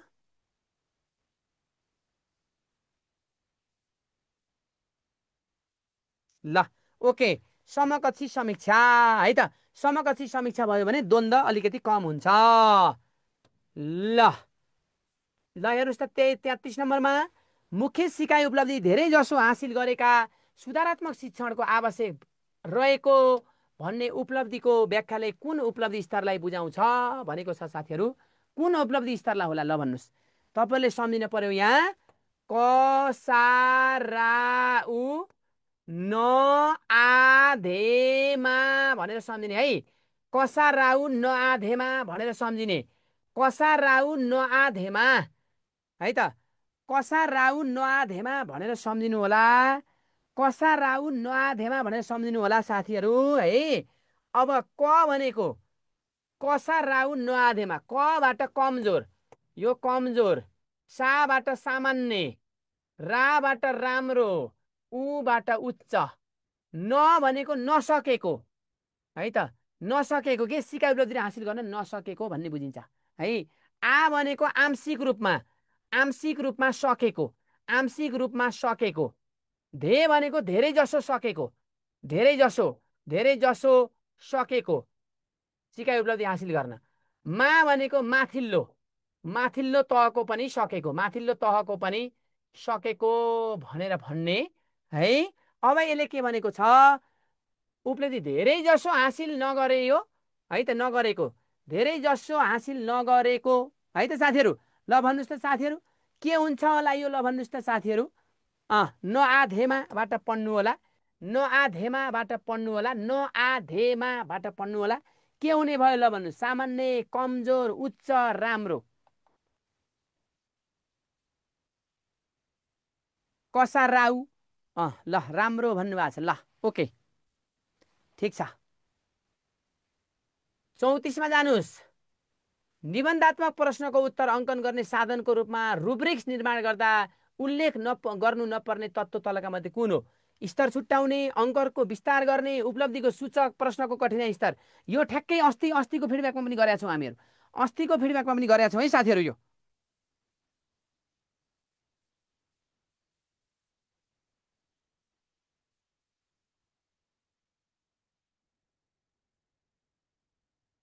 ल भन्नुहोस् त, अस्तिको फिडब्याकमा गरेका छौँ है हामीहरू। ल भन्नुहोस्। यो प्रश्नको कठिनाइ स्तर पर्दैन। तपाईँहरूले भनेको ठिक छ, डी नम्बरको ठिक छ। प्रश्नको कठिनाइ स्तर एमा पर्दैन, प्रश्नको कठिनाइ स्तर भन्ने यसमा पर्दैन है। तपाईँहरूले भन्नुभएको कुरा ठिकै छ, प्रश्नको कठिनाइ स्तर भन्ने कुरा पर्दैन यसमा। ल टिपिडी तालिम पाठ्यक्रमले आधारभूत तहमा शैक्षिक सामग्री निर्माण तथा प्रयोग गर्दा तलका मध्ये कुन सामग्रीले प्राथमिकता दिनुपर्ने उल्लेख गरेको छ भनेको छ? ल भन्नुहोस्। स्थानीयलाई हो कि, सर्वे दृश्यलाई हो कि, मूल्य नपर्नेलाई हो कि, कम मूल्य पर्नेलाई होला? ल भन्नुहोस्। कुनलाई होला? टिपिडी तालिम दिँदा पाठ्यक्रमले आधारभूत तथा शैक्षिक सामग्री निर्माण गर्दाखेरि स्थानीय सामग्रीलाई बढी जोड दिने भनेर भनेको छ। स्थानीय सामग्रीलाई बढी जोड दिने भनेर भनेको छ साथीहरू, यो कुरा बुझ्नु होला। अब हामी जाउँ the purpose of the using ICT in education. के उद्देश्यले चाहिँ आइसिटी, इन्फर्मेसन कम्प्युटर टेक्नोलोजी केमा चाहिँ शिक्षामा प्रयोग गरिन्छ त है त? ल भन्नुहोस्। के कारणले, के उद्देश्यले गरिन्छ त भनेको छ? ल भन्नुहोस्। अट्र्याक्ट द स्टुडेन्टलाई आकर्षण गर्नको लागि, अप्टिमाइज द लर्निङ आउटकम्स होइन, त्यो सिकाइका चाहिँ आउटकम्सहरूलाई अप्टिमाइज गर्नको लागि, make the teaching learning interesting, teaching लर्निङलाई चाहिँ इन्ट्रेस्टिङ गराउनको लागि, रोचक गराउनको लागि शिक्षण सिकाइलाई अल अफ द अबोभ भनेको छ। ल भन्नुहोस् त साथीहरू, 36 को आन्सर के होला? अब अल अफ द अबोभ नभनेका धेरै भए भन्ने सोच्नु भयो होला साथीहरूले होइन? अल अफ द अबोभ नभनेका धेरै भयो नि सर भन्ने सोच्नु भयो होला नि। ल अल अफ द अबोभै हो, 36 नम्बरको अल अफ द अबोभै हो। 37मा जानुहोस्। Massive open online course are the recent and widely researched development in distance education हो कि टिचर एजुकेसन हो कि सेकेन्डरी एजुकेसन हो कि हायर एजुकेसन हो? ल लेख्नुहोस्, ल लेख्नुहोस् साथीहरू। मेसिभ ओपन अनलाइन कोर्सले होइन recent and wildly research development in केमा हो ल भन्नुहोस् त? डिस्टेन्स एजुकेसनमा हो कि टिचर एजुकेसनमा हो कि सेकेन्डरीमा हो कि हायरमा हो ल भन्नुहोस्? मेसिभ भनेको कस्तो भन्दा साथीहरू, मेसिभ ओपन अनलाइन सिस्टम भनेको कस्तो भन्दा धेरै सङ्ख्यामा अनलाइनबाट निशुल्क वा सशुल्क रूपमा अथवा कम शुल्कमा लिइने के हो त, दिइने शिक्षा हो। त्यो भनेको कस्तोमा हुन्छ ल भन्नुहोस्? डिस्टेन्समा हुन्छ कि टिचरमा हुन्छ कि सेकेन्डरीमा हुन्छ कि हायरमा हुन्छ? डिस्टेन्स एजुकेसनमा। हामी अहिले मेसिभ ओपन अनलाइन कोर्समा छौँ। अहिले हामी भनेको मेसिभ ओपन अनलाइन कोर्समा छौँ है। ल 38मा जानुहोस्। तलका मध्ये कुन कार्य साइबर क्राइम अन्तर्गत पर्दैन? डाटा थेफ्ट भनेको डाटा चोर्ने कुरा है त, फोर्जेरी है त, forgery, damage the data and system, अनि इन्स्टलिङ द एन्टिभाइरस। ल भन्नुहोस्, डाटा चोर्ने कुरा भयो एउटा है, ठिक छ। अनि फर्जेरी भनेको के हो ल भन्नुहोस् त? नक्कली कागजात बनाउने हो। यो भनेको डाटा चोर्ने, तथ्याङ्क चोर्ने के, तथ्याङ्क चोर्ने काम भयो यो भनेको नक्कली कागजात बनाउने, नक्कली कागजात बनाउने है त। फोर्जेरी भनेको नक्कली कागजात बनाउने, अनि damage the data system damage गर्ने, अनि इन्स्टलिङ द एन्टिभाइरस एन्टिभाइरसलाई इन्स्टलिङ गर्ने कुन चाहिँ पर्दैन भनेको छ? ल लेख्नुहोस् यसको आन्सर। कुन चाहिँ पर्दैन? 38को भन्नुहोस्, कुन चाहिँ पर्दैन? Installing the antivirus. एन्टिभाइरस चाहिँ इन्स्टल गर्ने कुरा केमा पर्दैन त साथीहरू? यो साइबर क्राइम अन्तर्गत पर्दैन। अरू डाटा चोर्ने पनि पर्छ, नक्कली कागजात बनाउने पनि पर्छ, डेटा ड्यामेज गर्ने र सिस्टम ड्यामेज गर्ने पनि पर्छ है त। त्यो साइबर क्राइम अन्तर्गत पर्छ, याद गर्नु होला। 39मा जानुहोस्। What is the full form of LAN? ल भन्नुहोस्, LAN भन्नुहोस् त के हो साथीहरू? Local area network, large area network, long area network, local access network. लो भन्नुहोस्। 39 को भनेपछि हो। 39 को भन्नुहोस्।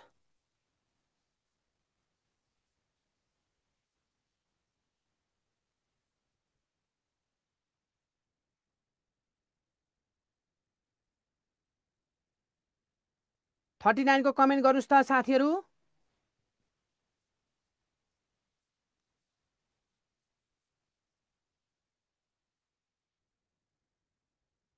फुल फर्म अफ LAN भनेको लोकल एरिया नेटवर्क है। तपाईँहरूले के भन्नुभएको छ? ए भन्नुभएको छ? ल ठिक छ, ए भन्ने साथीहरू धेरै हुनुहुन्छ। लोकल एरिया नेटवर्क तपाईँको मिलेको छ। अब अगाडि बढौँ, 40मा जाउँ साथीहरू। Which of the following is the file extensions typically indicates the word document है त। फाइल एक्सटेन्सनलाई इन्डिकेट गर्ने वर्ड डकुमेन्ट कुन हो भन्यो? .jpg, .doc, .html, .xlsx। ल भन्नुहोस् त कुन हो साथीहरू? तपाईँलाई थाहा छँदैछ, file extension typically indicates the documents, world डकुमेन्टमा .jpg है त, .jpg साथीहरू। 40 को ए। अब जानुहोस् 41मा साथीहरू। नेपालको संविधानको बालबालिकाको हकमा तलका मध्ये कुन व्यवस्था छैन भन्यो? पहिला नेपालको संविधानमा बालबालिकाको हक कतिमा छ भन्ने कुरा बुझ्नुपर्छ तपाईँहरूले। धारा 39मा छ। धारा 39मा, धारा 39मा बालबालिका सम्बन्धी हक छ, यो सम्झिनु होला। धारा 39मा बालबालिका सम्बन्धी हक छ। कुनै पनि बालबालिकालाई शारीरिक, मानसिक, अन्य किसिमको यातना दिन नपाइने भन्ने छ साथीहरू।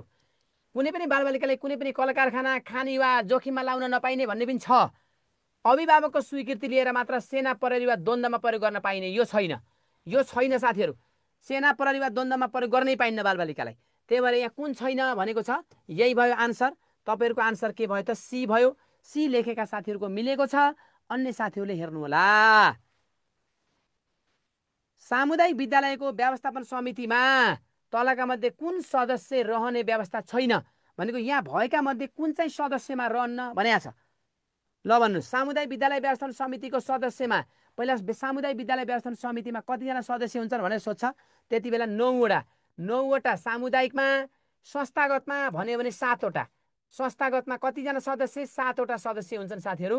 यसमध्ये कुन सदस्य रहन्न? गाउँपालिका र नगरपालिका वडा अध्यक्ष रहन सक्छ, स्थानीय बुद्धिजीवी रहन सक्छ, विद्यालयको संस्थापक र चन्दादाता रहन सक्छ। विद्यालय निरीक्षक र स्रोत व्यक्ति भनेको छ साथीहरू। यो सदस्यमा छैन है त। ल ल सामुदायिक विद्यालयको सदस्यमा त्यो छैन। 43 मा जानुस्। शिक्षा नियमावली 59ले विद्यालयमा नियुक्त भएका शिक्षकहरूको सेवालाई तलका मध्ये कुन नामले गठन हुने व्यवस्था गरेको छ? ल 43 को कमेन्ट गर्नुहोस् त। 43 को कमेन्ट गरिसियो त साथीहरू।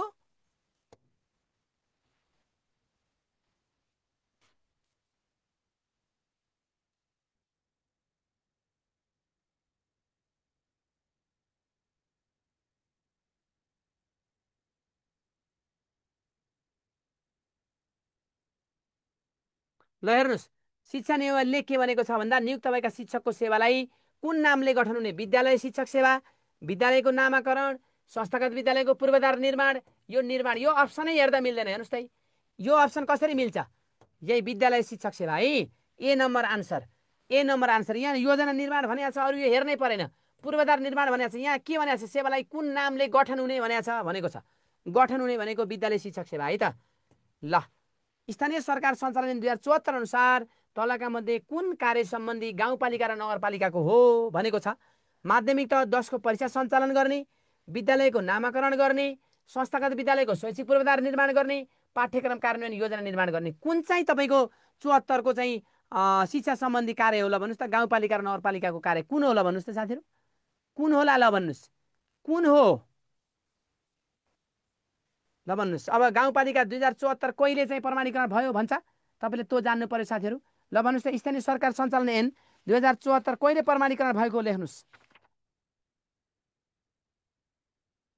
2074 साल, 74 साल 6 को महिना 29 मा है त।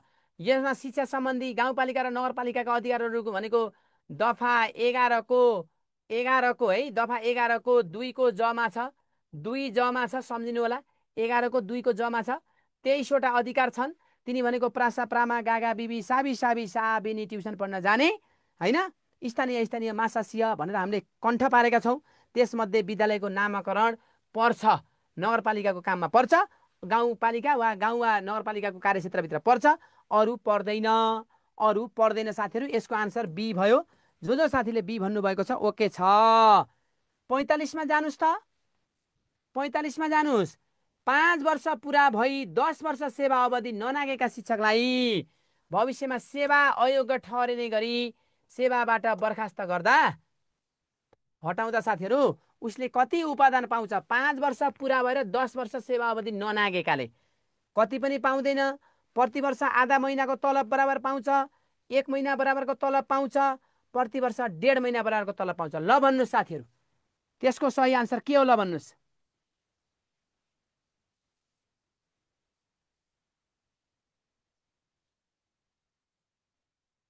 लेख्नुहोस् त।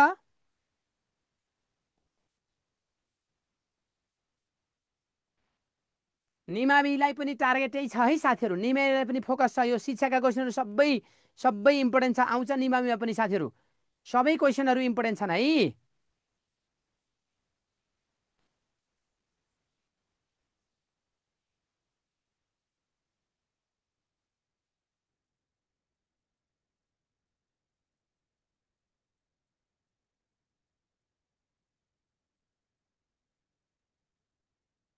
ओके साथीहरू।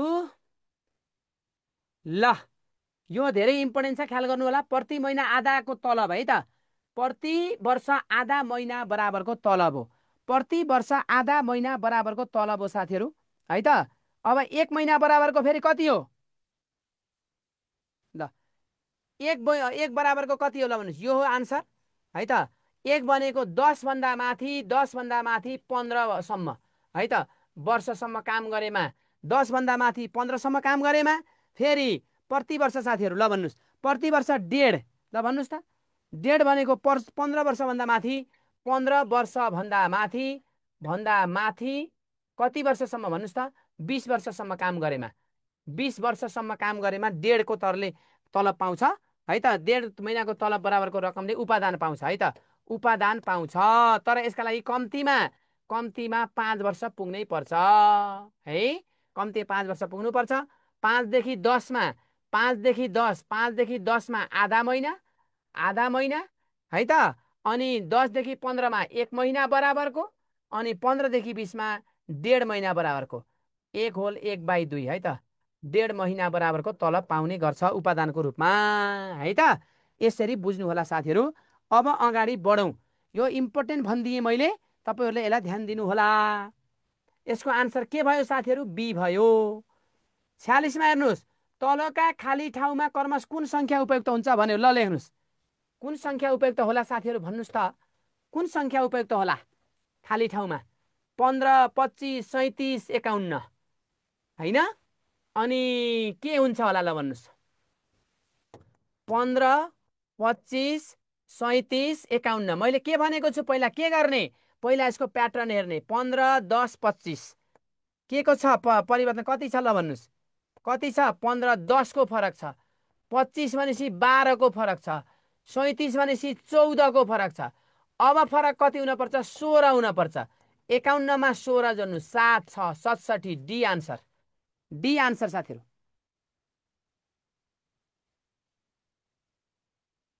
कति आन्सर? डी आन्सर है। ल ओके, ठिक छ साथीहरू।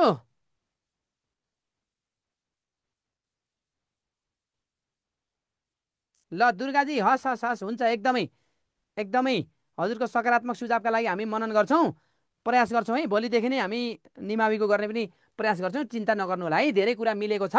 त्यही जिकेको कुरा मिलेको छैन, अरू सबै कुरा मिल्छ, जिकेको कुरा हो नमिल्ने है। ल, in a row of 10 chairs, even third chair is occupy, how many chairs are occupied अरे? ल भन्नुहोस्। In a row of 10 chair, 10वटा चेयर छन् अरे साथीहरू है त। 10वटा चेयर छन् अरे। 10वटा, 1, 2, 3, 4, 5, 6, 7, 8, 9, 10वटा चेयर छन् है त। Even third chair is occupied भनेको थर्ड चेयर अकुपाई हुन्छ क्या? थर्ड चेयरको टर्न भयो। अब यहाँ थर्ड चेयर भनेपछि प्रत्येक थर्ड चेयर एउटा चेयर हुने भयो। थर्ड चेयर अकुपाई गरेपछि एउटा चेयर निकालियो। 3 दुनु 6, थर्ड चेयर भनेपछि 1, 2, 3 भनेपछि यहाँ अर्को चेयर निकालियो। फेरि 1, 2, 3 निकालेपछि अर्को चेयर निकालियो। जम्मा कतिवटा चेयर अकुपाइड हुन्छन् भन्दा 3टा चेयर अकुपाइड हुन्छन्। यसको आन्सर बी भयो। यसको आन्सर बी भयो है।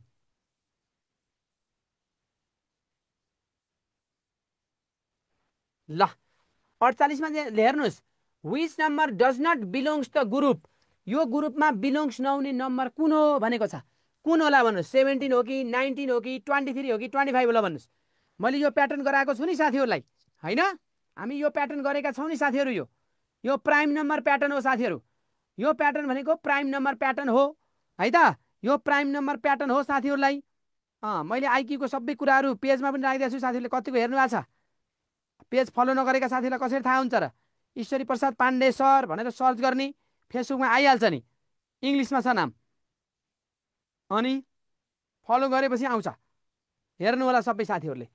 ल हेर्नुहोस्, which number does not belongs to the group भनेपछि यो 17 पनि प्राइम हो, 19 पनि प्राइम हो, 23 पनि प्राइम हो। प्राइम भनेको कुनै पनि नम्बरले भाग नजाने, कुनै पनि नम्बरले भाग नजाने। यो भनेको स्क्वायर नम्बर हो, यो भनेको स्क्वायर नम्बर हो, एउटा मात्रै। त्यो भएर के भयो त? यो अड भनेको यही 25 भयो। 25 इज द आन्सर है। D is the answer, D is the odd, D is an odd भयो है त। Arrange alphabetically. ल भन्नु, सबैभन्दा सजिलो आजको सेटमा सबैभन्दा सजिलो क्वेसन। लौ लौ मिलाउनुहोस् त साथीहरू, लौ मिलाउनुहोस् त साथीहरू। यहाँ ए छ, ए छ, ए छ, ए छ साथीहरू। ल भन्नुहोस्।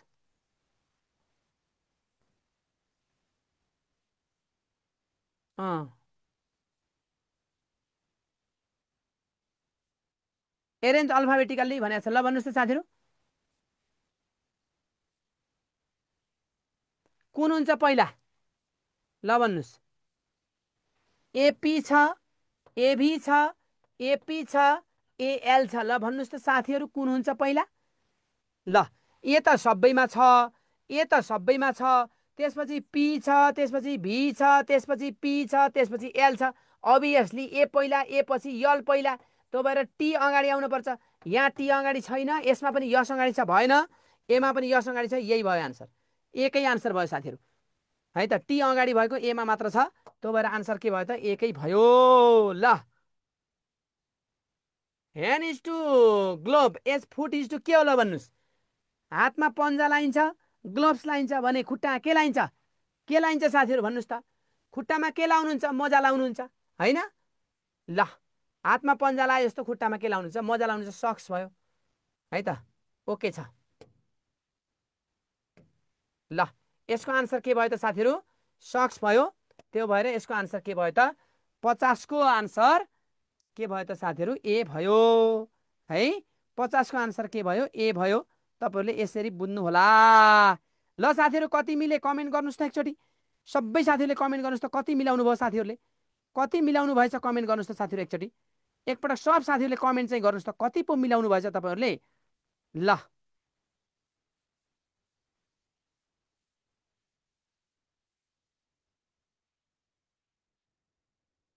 कति मिल्यो?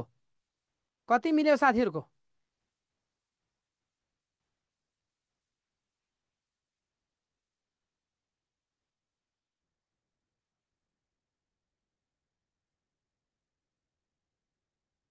ल, अब साथीहरूले यो पेजलाई फलो गर्दै गर्नु होला। अब हामी निरन्तर फेरि भोलि पनि हामी आउने नै छौँ है त। यतिन्जेलसम्म साथीहरू बस्नुभयो, साथ दिनुभयो होइन। हामी धेरै महत्त्वपूर्ण डिस्कस गरेका छौँ, प्रश्नहरू डिस्कस गरेका छौँ साथीहरू। तपाईँहरूले यसलाई केयरलेस नगर्नु होला। परीक्षाका दृष्टिले अत्यन्तै महत्त्वपूर्ण छ होइन। योभन्दा पहिला माविको सेसनमा पनि हामीले फिडब्याक गरेबाट धेरै क्वेसनहरू परेको थियो साथीहरू। धेरै क्वेसनहरू परेको थियो साथीहरू माविको लाइसेन्समा पनि।